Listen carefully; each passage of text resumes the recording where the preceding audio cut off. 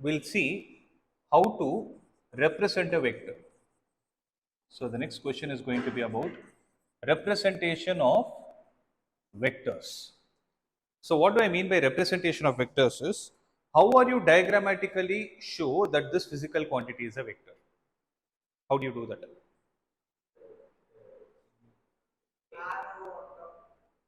Basically, it's called as a directed line segment. Why I called it as a directed line segment and not as a ray? Because what is a ray? Ray is a one-dimensional shape which has a starting point but no ending point. If that is the case, you cannot measure the length of it. If I ask you what is the length of a ray, answer is infinite because it does not have ending point. Then how am I supposed to know the length of it? But a line segment has a definite length. To that line, so that definite length is what is called as magnitude. Okay. To the definite length, if I am able to assign the direction, then I'll call that kind of a line segment as a directed line segment. So how it works is, it will be something like this, right? With an arrow mark here, where this is called as the initial point, and what is this called as the?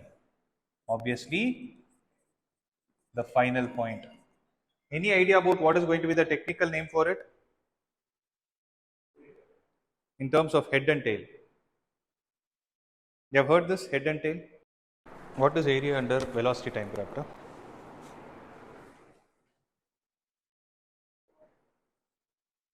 You would have learnt it in your 9th grade also. Area under velocity time graph is distance or displacement. Huh?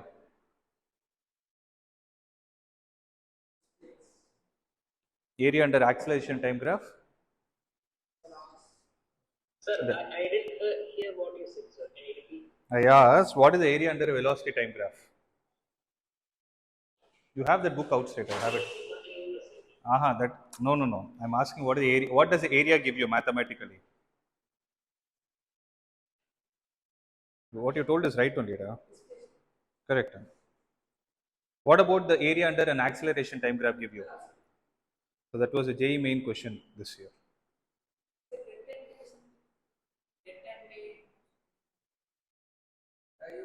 Head and tail. Hmm. No, head and tail of a vector.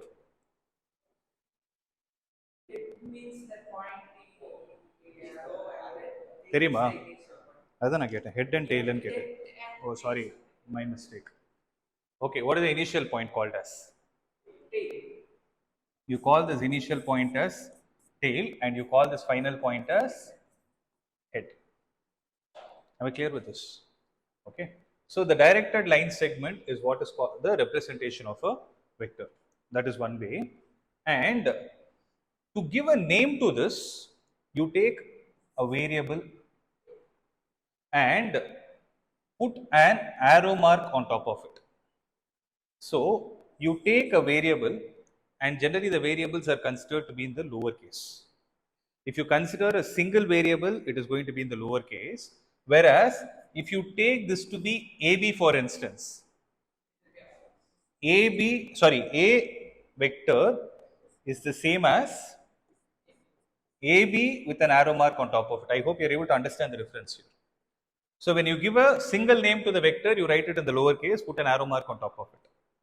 Whereas when you write it in the line segment form, you write it in the caps and then put an arrow mark on top of it. Am I clear with this? Right. So in this scenario, how do you read it as? It is read as a vector. It's not read as a vector. Read as a vector, or you call it as AB vector. Am I clear with this? So this is how you represent it. Now, the next question is, how do I explain someone that this is the magnitude of a vector? How are you going to represent it? For that, what you do is, you write a vector and put modulus around this. So this is called as magnitude of a vector. So magnitude of a vector is basically, it is called as the length of the vector.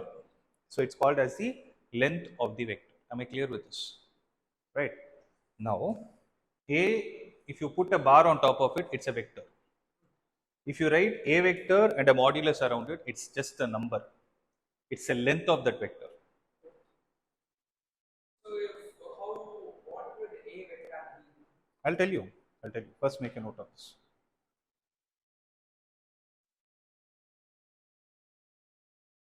Am I clear till this point?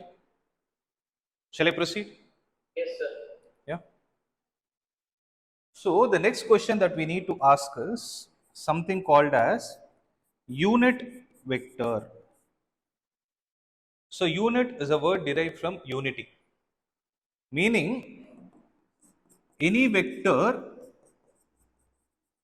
with magnitude 1 is called unit vector. Okay. So the representation of unit vector is, you will use a variable, observe this. You will not put an arrow mark on top of it. You will put a symbol like this, which is read as cap or hat. So how do you read it is, you read it as a cap or you read it as a hat.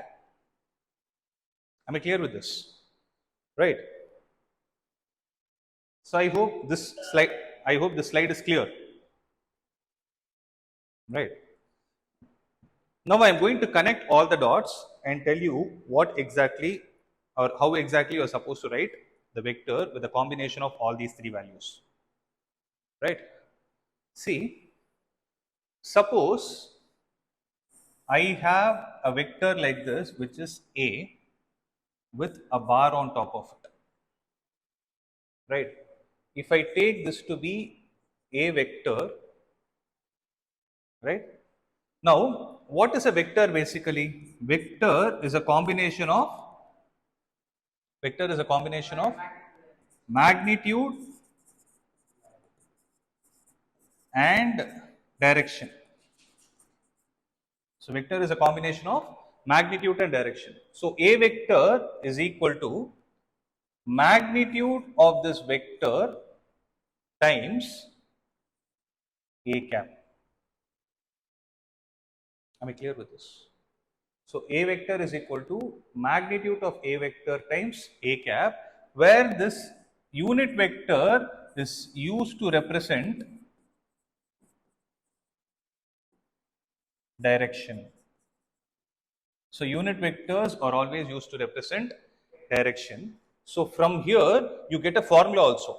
When I look at a cap, right, a cap is basically a vector divided by magnitude of a vector.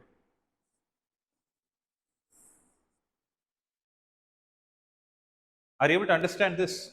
This is a very, very, very important thing. So how do you write a vector?